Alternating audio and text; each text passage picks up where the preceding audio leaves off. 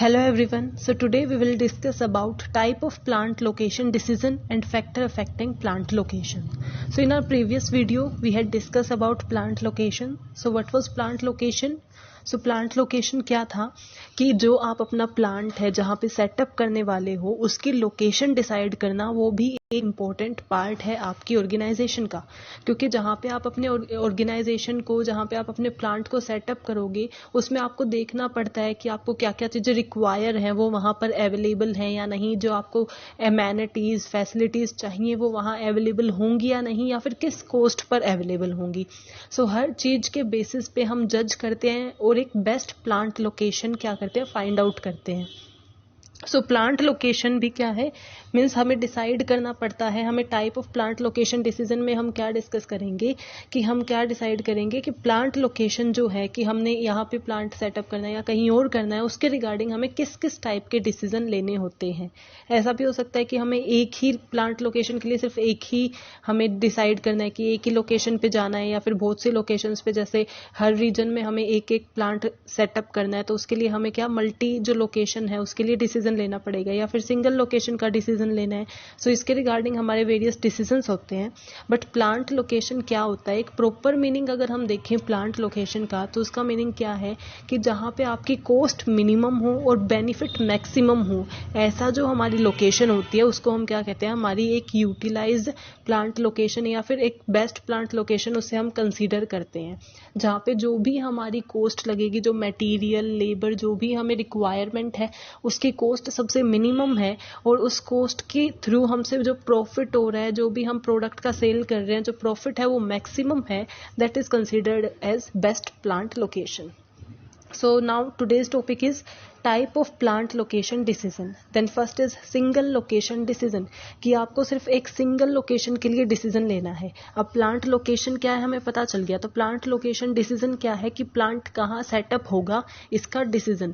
लेकिन ये भी क्या होता है, वेरियस टाइप का हो सकता है। जैसे सिंगल लोकेशन डिसीजन की हमें एक ही लोकेशन सेलेक्ट करनी है, उसका डिसाइड करना है कि आपको अपनी एक ऑर्गेनाइजेशन सेटअप करनी है और एक ही जगह सेटअप करनी है। फिलहाल आप बहुत ज़्यादा ग्लोबली और यूनिवर्सली नहीं देख रहे हो, सिर्फ एक आपको लोकेशन चाहिए जहाँ पे आपको अपनी ऑर्गेनाइजेशन या प्लांट क्या करना है, सेटअप करना है। सो उसके लिए आपको कैसे डिसीजन लेने पड़ेंगे, क्या प्रोसीजर फॉलो करना होता है, that is first is define the location objective and associated constraint, कि आपको उस लोकेशन से क्या चाहिए, आपके उस लोकेशन का क्या ऑब्जेक्टिव होगा। मीन्स जो भी आप काम करते हो उसके पीछे कोई ना कोई ऑब्जेक्टिव, कोई ना कोई पर्पस होता ही है। So what is the reason और what is the purpose behind selecting the location, कि आप उस लोकेशन को किस बेसिस पे किस पर्पस पे सेलेक्ट करते हो, सबसे पहले हम ये डिफाइन करेंगे। और एसोसिएटेड कॉन्स्ट्रेंट्स, कि हम उससे और क्या क्या चाहते हैं, उस बेसिक पर्पस के साथ साथ जो अदर ऑब्जेक्टिव है उसे हम क्या बोलेंगे, एसोसिएटेड कांस्टेंट। ऐसा हो सकता है कि मान लो आप जो है वो फ्लावर मिल जो है वो खड़ी करना चाहते हो, सेटअप करना चाहते हो, तो आप क्या चाहते हो कि लोकेशन पे आपकी नीड ये है कि उसके आसपास जो वीट है उसके खेत हो, फार्म्स हो। सो ये आपकी क्या है, लोकेशन का एक पर्पस है कि हमारी लोकेशन ऐसा, हमारा ऑब्जेक्टिव ऐसा है कि जहाँ पे भी हमारी लोकेशन सेटअप होगी उसके नियर बाय जो है वो फार्म्स होंगे वीट के। सो ये हमारा क्या हो गया, मेन जो लोकेशन सेलेक्ट करने का बेसिक ऑब्जेक्टिव, उसके पीछे बेसिक पर्पस हो गया। और एसोसिएटेड कांस्टेंट क्या हो सकते हैं कि वीट के साथ साथ किसी और चीज के भी फार्म हो या फिर आसपास ट्रैवलिंग ज्यादा बेटर हो। फिर है second, identify the relevant decision criteria. अब हमने ये डिसाइड कर लिया है कि हमें लोकेशन से क्या चाहिए, मतलब हमें ये पता चल गया कि हमारी जो लोकेशन की वो रिक्वायरमेंट क्या है, कैसी लोकेशन होनी चाहिए जो हमें क्या प्रोवाइड कर सके। जैसे हमने एग्जांपल लिया था कि जहाँ आसपास वीट के फार्म्स हो या फिर जहाँ पे ट्रांसपोर्टेशन क्या हो वो ईजी हो। ऐसे ही हम सेकंड क्या करेंगे, फिर डिसीजन क्राइटेरिया बनाएंगे कि हम फिर किस बेसिस पे उसे जज कर रहे हैं। अब हमें पता चल गया कि हमारी लोकेशन का ऑब्जेक्टिव ये है कि जहाँ पे हमें बेस्ट ऐसी जगह मिलेगी जहाँ पे ज़्यादा से ज़्यादा वीट फार्म्स होंगे, उसके नियर बाय हम ऐसी लोकेशन को प्रेफर करेंगे। लेकिन उस लोकेशन को चेक करने की हमें एक लोकेशन मिल गई जिसके नियर बाय बहुत से वीट फार्म्स है, जहाँ पे ट्रांसपोर्टेशन भी ईजी है। फिर हम क्या करेंगे, उसका डिसीजन क्राइटेरिया कि उस लोकेशन को हम जज कैसे करेंगे, उसके कौन कौन से फैक्टर्स हैं जिनको हम स्टडी करेंगे कि हमें वीट फार्म्स तो आसपास मिल रहे हैं पर बाकी जो चीज़ें हमें चाहिए उसके आसपास की, मीन्स वहाँ पे क्लाइमेट कैसा रहता है, वहाँ पे हमें लेबर इजीली मिलेंगे या नहीं, वहाँ का मीन्स लोग कैसे, हमें कस्टमर से कॉन्टैक्ट हम बना सकेंगे या नहीं, या फिर बाकी हमारा कोई वेयर हाउस वगैरह है वो उससे कितनी दूर पड़ता है। सो वो डिसीजन क्राइटेरिया हम डिसाइड करेंगे कि हमें हमारे ऑब्जेक्टिव के जैसी एक लोकेशन अगर मिल गई है तो उस लोकेशन को हम कैसे स्टडी करेंगे, वो हमारा क्या बताता है, डिसीजन क्राइटेरिया। कि हम डिसीजन क्राइटेरिया भी एक फिक्स करके चलेंगे। एक हमने पहले तो हमने क्या डिफाइन कर दिया कि हमें कैसी लोकेशन चाहिए, उसके बाद हम डिफाइन करेंगे कि उसका डिसीजन क्राइटेरिया क्या होगा, कि हमें जितनी लोकेशन मिल जाएंगी उन्हें हम क्या करेंगे, उनके डिसीजन क्राइटेरिया के बेसिस पे जज करेंगे। Then relate the objective and criteria using appropriate model. कि मान लो अब आपको क्या चाहिए थी, हम वही एग्जाम्पल कंटिन्यू रखते हैं कि हमें एक ऐसी लोकेशन चाहिए जहाँ पे वीट फार्म्स हो आसपास। तो हमें ऐसे 5 लोकेशन मिल गए जिनके नियर बाय क्या है, बहुत से वीट के फार्म्स हैं, और हमने डिसीजन क्राइटेरिया भी क्या कर रखा है, डिसाइड कर रखा है कि इन चीज़ों के बेसिस पे हम लोकेशन को सिलेक्ट करेंगे। अब हम क्या करेंगे, जो हमारा ऑब्जेक्टिव था और हमारा जो डिसीजन क्राइटेरिया है, यानी कि वीट फार्म्स और उसकी जो हमने बेसिक एक्सपेक्ट देखे थे, फैक्टर अफेक्टिंग देखे थे, उनको क्या करेंगे, एक दूसरे से मैच करेंगे, रिलेट करेंगे। एक दूसरे से मिलाने के बाद एक अप्रोप्रिएट मॉडल के यूज से हम उन्हें क्या करेंगे, यूज करेंगे। सच एज कि आपको 5 लोकेशन मिली हैं, तो 5 लोकेशन पे जितने भी आपके डिसीजन क्राइटेरिया हैं आप सबको स्टडी करोगे। फर्स्ट लोकेशन पे आप देखोगे कि ट्रांसपोर्टेशन फैसिलिटी कैसी है, लेबर कितने में अवेलेबल हैं, वहाँ पे टेक्नोलॉजी रहती है या नहीं, मार्केट के वो कितना पास है, या फिर वहाँ के कस्टमर कैसे हैं। सेम चीज़ें आप सेकंड पे स्टडी करोगे। मीन्स आपका डिसीजन क्राइटेरिया क्या करोगे, आप 5 लोकेशन पे जितनी भी आपकी लोकेशन है सब पे स्टडी करोगे। आपने अपने ऑब्जेक्टिव को, यानी कि जो लोकेशन आपके ऑब्जेक्टिव को मैच कर रही थी, आपने 5 चुन ली, उसके बाद आपने डिसीजन क्राइटेरिया भी उनके साथ मैच कर दिया। ये हम कौन से स्टेज पे करते हैं, थर्ड स्टेज पे। फोर्थ स्टेज पे क्या करते हैं कि जब हम उन दोनों को मैच करते हैं तो हम उन्हें क्या करते हैं, रेटिंग करते हैं कि ये इस चीज में अच्छी है, हमारी कोई लोकेशन ट्रांसपोर्टेशन में अच्छी होगी, कहीं पे नेटवर्क ज्यादा अच्छा होगा, कहीं पे नेटवर्क खराब होगा, तो उन्हें हम क्या कर देंगे, रेटिंग वाइज लगा देंगे कि फर्स्ट पे ये सबसे ज्यादा अच्छी लोकेशन है जहां पे सारी फैसिलिटीज सही कॉस्ट पे मिल रही है, सेकंड पे ये, थर्ड पे ये, फोर्थ पे ये, ऐसे हम उन्हें क्या कर देंगे, रैंक दे देंगे। देन उसके बाद क्या करेंगे, इवेल्युएट द अल्टरनेटिव लोकेशंस, यानी कि उनको रैंक देने के बाद हम क्या देख रहे हैं, उनकी एडवांटेजेस डिसएडवांटेजेस के बेस पे हमने उन्हें रैंक दे रखी है। ये हम कौन से स्टेज पे करते हैं, फोर्थ पे। और फाइनल पे क्या करते हैं कि जो रैंक में सबसे नंबर 1 पर है, जहां पे सबसे कम कॉस्ट आ रही है और बेनिफिट सबसे ज्यादा आ रहा है, उसे हम क्या कर देंगे, सेलेक्ट कर देंगे। सो अगर हमें सिंगल लोकेशन डिसीजन लेना है तो उसकी प्रोसीजर सिंपल सा है कि हम क्या करेंगे, सबसे पहले देखेंगे कि हमारी जो लोकेशन का ऑब्जेक्टिव क्या है, उसके बाद उस लोकेशन को स्टडी करने के लिए क्या क्या फैक्टर्स हैं, क्या डिसीजन क्राइटेरिया है, वो डिसाइड कर लेंगे। फिर दोनों को हम मैच करेंगे कि जैसे हमारे पास 5 ऑप्शन आए थे, हमने 5 के साथ हमारे डिसीजन क्राइटेरिया को मैच किया। मैच करने के बाद उसकी बेनिफिट और लिमिटेशंस देखेंगे और उनको रैंक लगा देंगे। जिसकी सबसे अच्छी रैंक होगी, जो सबसे ज़्यादा हमें बेनिफिट प्रोवाइड करेगी और मिनिमम कॉस्ट पे करेगी, यानी कि जो हमें एफिशिएंसी और इफेक्टिवली दोनों चीज़ें प्रोवाइड करती है, उनको हम क्या करेंगे, सिलेक्ट कर लेंगे। Multi location decision. अब आपको क्या करना है कि एक लोकेशन नहीं सिलेक्ट करनी है, आपको बहुत सी मल्टी लोकेशन डिसाइड करनी है। अब मल्टी लोकेशन के रिगार्डिंग कौन कौन से डिसीजन हो सकते हैं कि आप एक एरिया नहीं ढूंढ रहे, आप बहुत से एरिया ढूंढ रहे हो। तो फर्स्ट है separate facilities for different product and services. इसमें क्या है कि हर ऑर्गेनाइजेशन चाहती है कि आप यूनिवर्सली एप्लीकेबल हो जाओ, मीन्स हर जगह आपको फॉलो किया जाएगा, सही हर जगह आपके प्रोडक्ट बिके। सो उसके लिए वो क्या करती है, लार्ज मार्केट एरिया को कवर करना चाहती है, बहुत से प्रोडक्ट बनाती है। कई कंपनीज क्या सोचती हैं कि एक प्रोडक्ट से वो सारे मार्केट एरिया को कवर नहीं कर सकते, तो वो नंबर ऑफ प्रोडक्ट क्या करती है, प्रोड्यूस करती है, ताकि वो सारे मार्केट एरिया को कवर कर सके। अब सारे प्रोडक्ट एक ही जगह पे तो बन ही नहीं सकते। एक लोकेशन पे अगर आपने मशीनरी एक प्रोडक्ट के लिए लगाई है तो आप मैक्सिमम 3-4 प्रोडक्ट के लिए एक मशीनरी पे यूज कर सकते हो। लेकिन अगर आप नंबर ऑफ प्रोडक्ट प्रोड्यूस करना चाहते हो तो आपको क्या चाहिए, अलग अलग मशीनरी चाहिए, अलग अलग प्लेस चाहिए। तो उसमें आप क्या कर सकते हो, मल्टी लोकेशन में आप लोकेट कैसे कर सकते हो, अपने प्रोडक्ट के हिसाब से, कि आप हर प्रोडक्ट के लिए सिंगल लोकेशन की तरह क्या करो, पहले डिसाइड करो कि जैसे आपको 4 प्रोडक्ट बनाने हैं, आपको चॉकलेट, बिस्किट, ऐसे 2 प्रोडक्ट, हमने चॉकलेट बिस्किट ले लिया, मैगी वगैरह कुछ भी ले सकते हैं हम, कि हमें किसी भी मीन्स जैसे कैडबरी है, वो एक चीज तो बनाती नहीं कि कैडबरी की सिर्फ चॉकलेट्स आती है, तो वो उसके जितने भी प्रोडक्ट आते हैं तो वो क्या करेगा, उसके लिए डिसाइड करेगा कि हर प्रोडक्ट के लिए अलग प्लांट लोकेशन हो। अगर वो बिस्किट बना रहे हैं तो बिस्किट के लिए एक अलग प्लांट होगा, अगर वो चॉकलेट बना रहे हैं तो चॉकलेट के लिए कहीं और अलग प्लांट होगा। और हर अलग प्लांट को कैसे हम डिसाइड करेंगे कि कौन सा प्लांट कैसे चाहिए। जैसे बिस्किट है, अब वो एक चीज़ है, हम बना मान लो टोटल 4 चीज़ रहे हैं, लेकिन उनमें से 2 क्या है, बिस्किट और चॉकलेट है। तो बिस्किट के लिए हम कैसे डिसाइड करेंगे, जैसे हमने सिंगल लोकेशन क्राइटेरिया लिया था कि हम बिस्किट के लिए एक लोकेशन डिसाइड करते हैं, दूसरे प्रोडक्ट के लिए दूसरी लोकेशन डिसाइड करेंगे, तीसरे प्रोडक्ट के लिए तीसरी लोकेशन। तो हम लोकेशन को किस बेस पे डिवाइड कर रहे हैं, नंबर ऑफ प्रोडक्ट। जितने हमारे प्रोडक्ट होंगे हम उतनी लोकेशन देख लेंगे।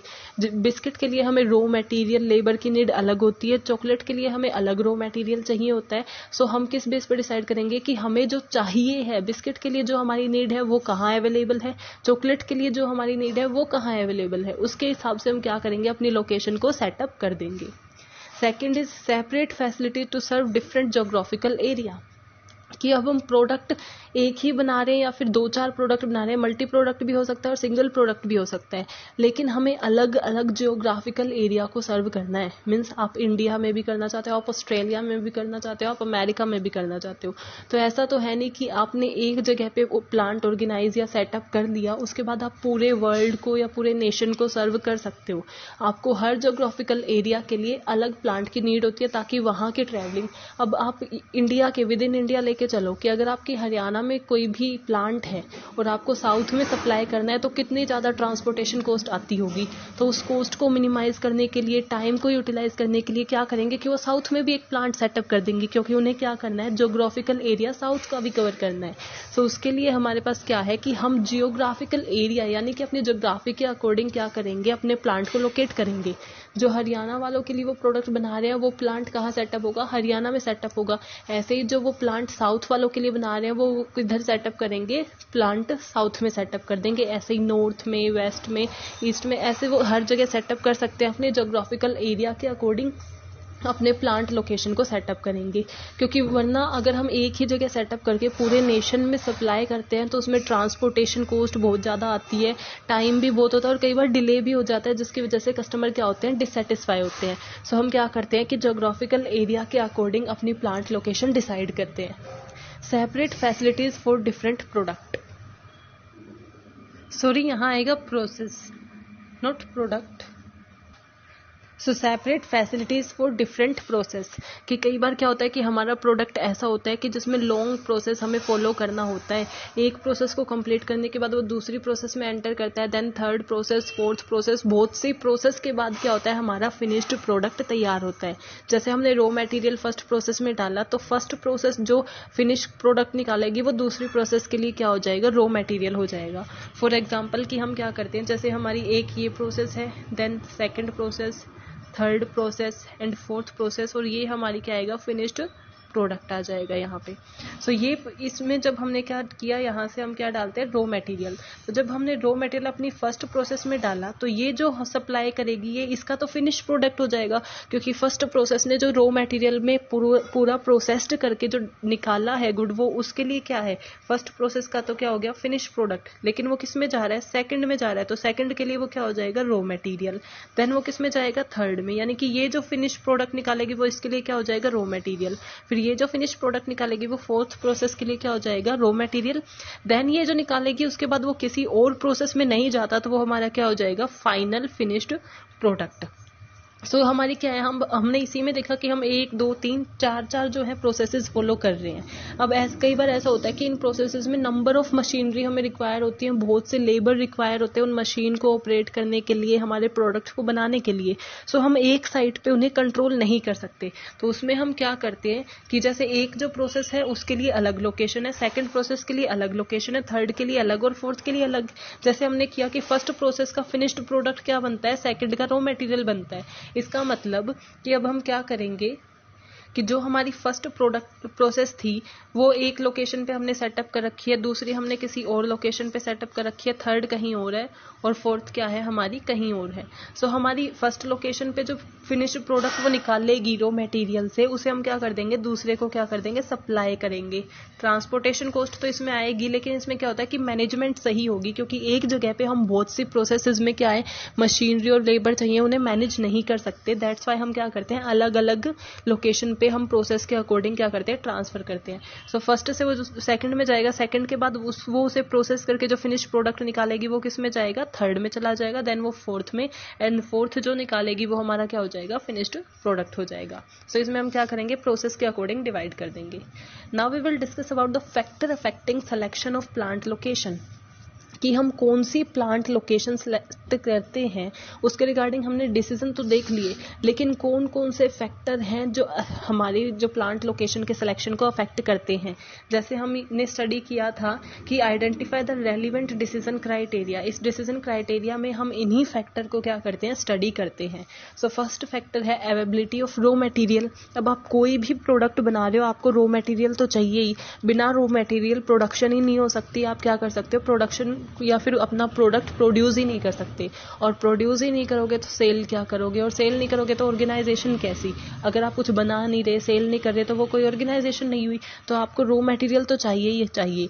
तो आप कहाँ पे प्लांट लोकेशन सेटअप करना चाहोगे, कहाँ पे अपना प्लांट सेटअप करना चाहोगे, जहाँ पे आपको रॉ मटेरियल इजीली अवेलेबल हो जाए, आपको जितना भी आपकी रिक्वायरमेंट हो रॉ मटेरियल की वो आपको इजीली मिल जाए, ऐसी लोकेशन आप प्रेफर करोगे।